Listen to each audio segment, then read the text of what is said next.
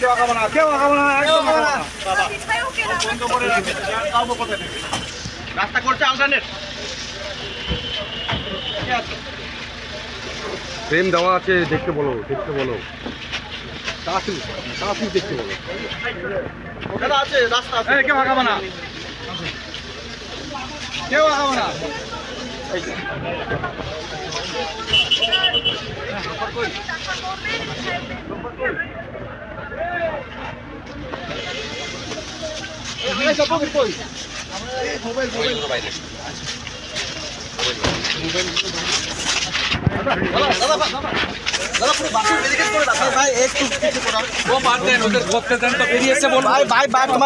ঠিক আছে করো, ঠিক আছে।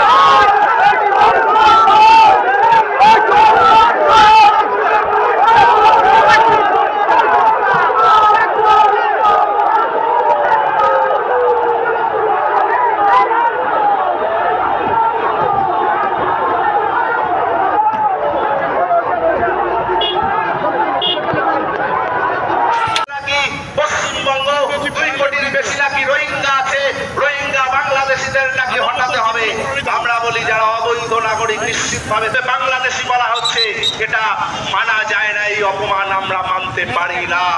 তাই শুভেন্দু অধিকারী আপনি বলে তৃণমূল কংগ্রেসের নেত্রী মমতা বন্দ্যোপাধ্যায়, অধিনায়ক অভিষেক বন্দ্যোপাধ্যায়কে আক্রমণ করছেন একই ভাষায়।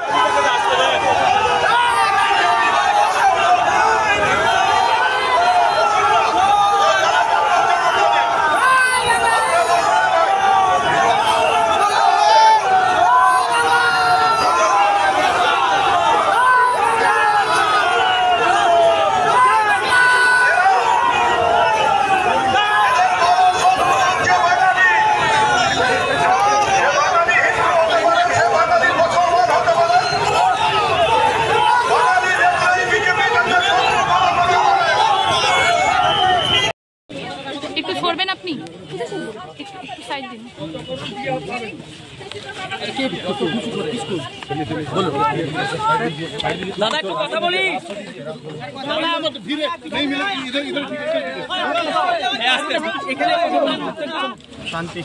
মেরে ফেলার জন্য আক্রমণ হয়েছে এবং এই এসপি ধীতিমান ভট্টাচার্য উদয়ন গুহ ভাইপো অভিষেক ব্যানার্জির নির্দেশে করেছে।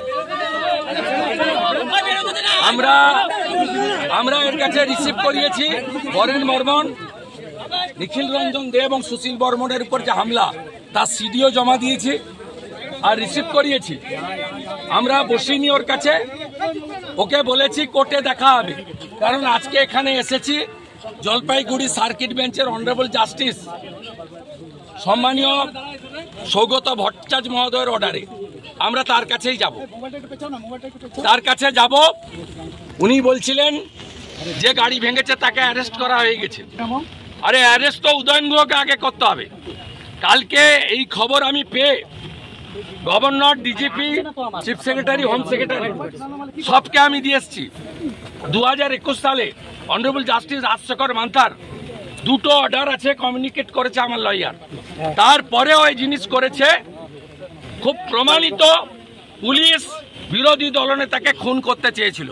খুনের মামলার প্রত্যক্ষ আসামি যদি উদয়ন গুহ হয়, পরোক্ষ আসামির নাম ধীতিমান ভট্টাচার্য, প্রমোটেড IPS। প্রত্যক্ষ খুনি যদি উদয়ন গুহ হয়, পরোক্ষ খুনি হচ্ছে ধীতিমান ভট্টাচার্য। এই খুনির সঙ্গে ধীতিমান ভট্টাচার্য এই খুনির সঙ্গে কোর্টেই দেখা হবে।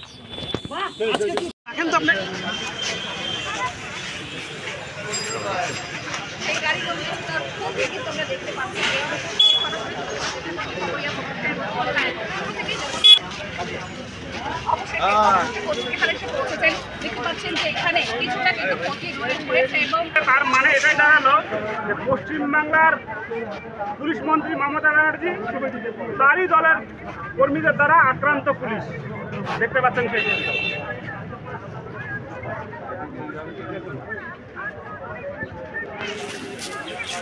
আর কিছু বলার নাই। আর বাংলার মানুষ এতটুকু ভাইবে রাখেন, কারো কোনো সিকিউরিটি নাই, যার তার সাথে যখন তখন যাক।